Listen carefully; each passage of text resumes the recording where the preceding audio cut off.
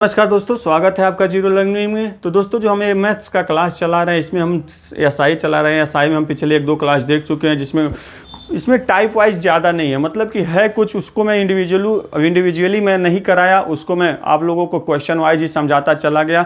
बस एक टाइप जो पर्टिकुलर टाइप बचा हुआ n गुना होना, मतलब कि कोई धनराशि हो, इतने समय में उसकी 2 गुनी 4 गुनी 5 गुनी हो जाती है, तो दर ज्ञात करना, या तो इस दर से कितने वर्ष में 2 गुनी हो जाएगी, समय ज्ञात करना। तो इस टाइप के प्रश्न इसमें सिंपल इंटरेस्ट में रह गए हैं। बाकी इसके बाद हम लोग कंपाउंड इंटरेस्ट पढ़ेंगे, और कंपाउंड इंटरेस्ट के बाद हम सिंपल इंटरेस्ट और कंपाउंड इंटरेस्ट को मिक्स करके पढ़ेंगे। तो आखिरी सेगमेंट जो हमारा है n गुना होना, उसको हम लोग देखते हैं। तो उसमें हम लोग समझते हैं पहले एक है क्या। तो देखिए, जब कोई धनराशि 2 गुनी हो जाती है, मान लीजिए कोई धनराशि है, वो क्या हो जाती है 2 गुनी, मतलब 2 गुनी मतलब 2 टाइम्स, 2 टाइम्स यानी कि 2 गुनी हो जाती है। तो देखिए, जब कोई धनराशि 2 गुनी होती है, तो मतलब क्या हुआ कि वो धनराशि 100 थी, अब उसकी 2 गुनी हो गई, यानी कि कितने की वृद्धि हो गई, तो 100% की वृद्धि हो गई। कितने की वृद्धि हो गई, 100% की वृद्धि हो गई। इसी तरीके से अगर कोई 3 टाइम्स होता है, 3 टाइम्स मतलब 3 गुनी। जब 3 गुनी होती है तो क्या होता है वहां पर, 3 गुनी का मतलब एक तो धनराशि है, उसी पर वो क्या हो गया, 2 गुना बढ़ गया, यानी कि 200% की वृद्धि हो गई है।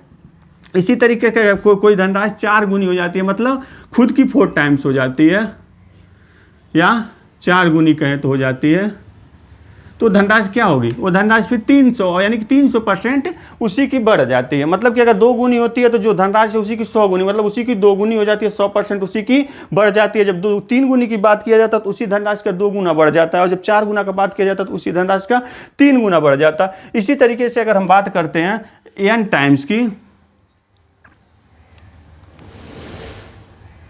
n टाइम्स की बात करते हैं, तो इसके लिए क्या होता है, तो इसके लिए देखिए n टाइम्स का मतलब है, आप हम समझें यहाँ पर कि जब 2 गुनी होती है 100% बढ़ता है, 3 गुनी होती है 200, 4 वो है तो 300, यानी कि क्या होता है, जितनी संख्या उससे एक कम, यानी कि n-1 इंटू 100%, मतलब जो भी धनराशि हो क्या है, n-1 की मल्टीप्लाई है 100 से।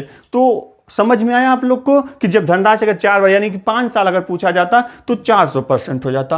आप इसे समझ गए होंगे। आप इसका स्क्रीनशॉट लीजिए, फिर हम इसको क्वेश्चन वाइज देखते हैं, ज़्यादा हम लोग को अच्छे से समझ में आएगा।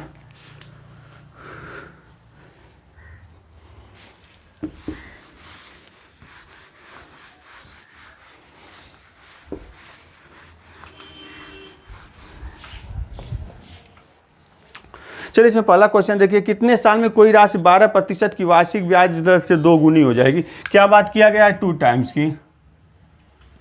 कितने रेट क्या दिया गया है, 12%। अब पूछा क्या गया हमसे, टाइम पूछा गया, कितने ईयर्स में क्या हो जाएगा, 2 गुना हो जाएगा, 2 टाइम्स हो जाएगा। तो देखिए, जब 2 गुना का बात किया गया, यानी कितना बढ़ेगा, 100 बढ़ेगा। 100 कितने दिन में बढ़ेगा, 12 साल में।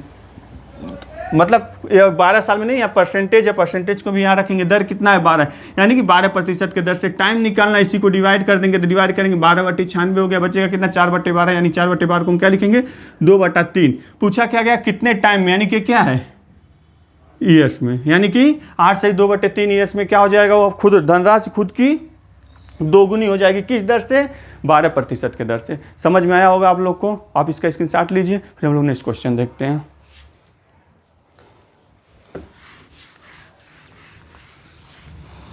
नेक्स्ट क्वेश्चन देखिए, साधारण ब्याज की किस दर से कोई धन 5 वर्ष में अपने का 2 गुना हो जाएगा। क्या साधारण ब्याज की किस दर से कोई धन 5 वर्ष में अपने का 2 गुना, यानी कि 5 वर्ष में अपने का 2 गुना, अपने का 2 गुना 200।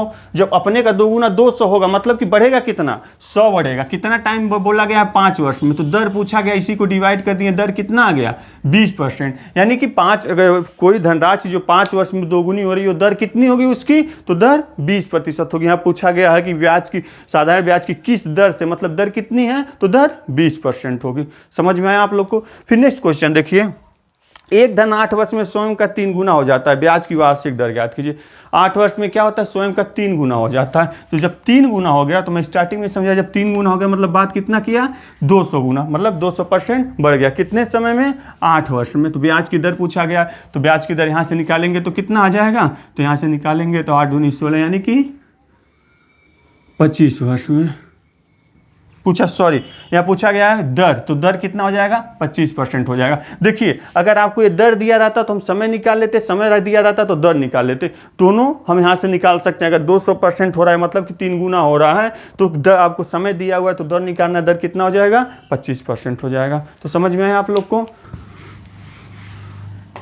नेक्स्ट है कोई धन 5% वार्षिक दर से कितने वर्षों में 3 गुना हो जाएगा। कितना 5% की वार्षिक ब्याज दर से कितने वर्ष में 3 गुना हो जाएगा। 3 गुना का मतलब 200%, वो क्या दिया हुआ है 5% वार्षिक ब्याज दर दिया हुआ है 5%। समय निकालना है तो कितना हो जाएगा, ये 4 हो गया, 5 24 और 0 यहाँ आ गया कि यानी कि 40 साल में वो क्या हो जाएगा, वो धन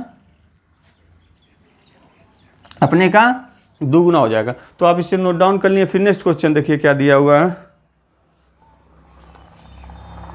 नेक्स्ट क्वेश्चन दिया हुआ एक धन 5 वर्ष में स्वयं का 2 गुना हो जाता है, इसी दर से इसे 4 गुना होने में कितना समय लगेगा। देखिए अब पहले तो हम दर निकालेंगे। क्या कहा गया है कि एक धन 5 वर्ष में स्वयं का 2 गुना हो जाता है। 5 वर्ष में क्या हो जाता है, स्वयं का 2 गुना हो जाता है। मतलब पहले हमको पहले के हिसाब से हमको दर निकालना है, तो स्वयं का 5 गुना हो जाता है, तो 5 गुना होता है स्वयं का 5 वर्ष में स्वयं का 2 गुना हो जाता है, यानी कि 100% बढ़ता है 5 वर्ष में, तो इसका दर निकालेंगे तो कितना निकल गया 20% निकल गया। फिर पूछा गया इसी दर से 4 गुना होने में कितना समय लगेगा, यानी कि इसी दर से 4 गुना होने के 4 गुना के लिए 300% बढ़ रहा है, दर कितना दिया है 20%। अब हमसे समय पूछा है तो कितना हो जाएगा, इसको निकालेंगे तो 20 डेढ़ यानी कि 15 वर्ष में क्या हो जाएगा 2 गुना हो जाएगा। क्या हो जाएगा 15 वर्ष में 4 गुना, सॉरी 15 वर्ष में कितना हो जाएगा 4 गुना हो जाएगा। समझ में आया आप लोग को। फिर नेक्स्ट क्वेश्चन एक देख लीजिए, वार्षिक ब्याज की किस दर पर कोई धन 8 वर्ष में स्वयं का 5 गुना हो जाएगा।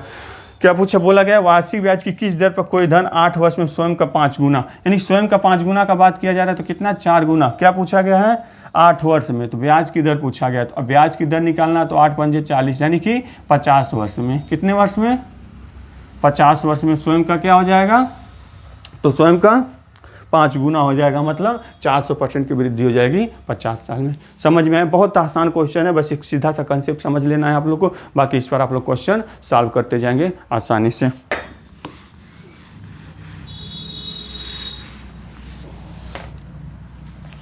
फिर देखिए नेक्स्ट को देखिए, बोला गया कोई धनराशि 20 वर्ष में 7 गुनी होती है, कितने वर्षों में 13 गुनी हो जाएगी। यानी 7 गुनी का मतलब 600 बढ़ रहा है कितने 20 वर्ष में। उसके बाद बोला गया है कि वह धनराशि कितने वर्ष में 13 गुनी, यानी कि 1200% की वृद्धि होगी। तो हम यहाँ से इसको करेंगे 20 × 60 यानी कि 30 आ गया, 30 से इसको करेंगे तो 3 × 12 यानी कि 40, यानी कि जो धनराशि हो 40 वर्ष में कितनी हो जाएगी, थोनी स्वयं की 13 गुना हो जाएगी, यानी कि 13 गुनी हो जाएगी। समझ में आया आप लोग को। फिर एक नेक्स्ट क्वेश्चन देखिए, यदि कोई धनराशि 25 वर्षों में 2 गुनी हो जाए तो उसके लिए साधारण ब्याज की दर क्या है। 25 वर्षों में क्या हो जाए 3 गुनी हो जाए, तो 3 गुनी जब हो रही है कोई धनराशि तो यानी कि 200 बढ़ रहा है 200%। अब कितना 25 वर्ष में, इसी 25 से इसको डिवाइड करेंगे तो 25 8 200 यानी कि 8% की दर होगी, जिस दर से वो क्या होगा 3 गुना होगा। एक इसमें लास्ट क्वेश्चन हम लोग देखते हैं। लास्ट क्वेश्चन देख लीजिए आप लोग, कोई राशि 15 वर्ष में किस साधारण ब्याज प्रतिशत प्रतिवर्ष की दर से 2 गुनी हो जाएगी। यानी 15 वर्ष में क्या हो जाएगी 2 गुनी, यानी कि 100% बढ़ रहा है 15 वर्ष में। इसको हम करेंगे अगर तो कितना होगा 15 × 6 90, बचेगा कितना 10/15 यानी कि 2/3%। 15 वर्ष के लिए क्या है 2/3% में की दर से वो क्या हो जाएगा 15 वर्ष में 2 गुना हो जाएगा। तो आज के लिए बस n टाइप के क्वेश्चन के लिए n गुना होने के लिए ये हमारे लिए इतने उदाहरण 10 क्वेश्चन जो थे ये काफ़ी हैं। आप इससे आपको आई होप का कंसेप्ट आप लोग का समझ में आया होगा और मेरा पढ़ाया आप लोग को समझ में आ रहा होगा। तो आगे आप लोग अगर ये वीडियो आप लोग को पसंद आ रहा हो तो आप लाइक करिए, चैनल को अगर नहीं सब्सक्राइब किए तो सब्सक्राइब करिए। और आगे हम लोग CI का क्लास कल से हम लोग स्टार्ट करेंगे, उसमें आप लोग को इंटरेस्ट आएगा, उसमें क्वेश्चन होते हैं टाइप और उसको पढ़ने में आनंद भी आता है। तो आज के लिए आप लोग के लिए ही, आप लोग जिस एग्ज़ाम की तैयारी कर रहे हैं, जो अपकमिंग एग्ज़ाम है, सीजीएल का एग्ज़ाम है, हमारा पेट का एग्ज़ाम है, बाकी और भी अदर टाइप के एग्ज़ाम है, तो उस सब के लिए आप लोग को all the best. Thank you.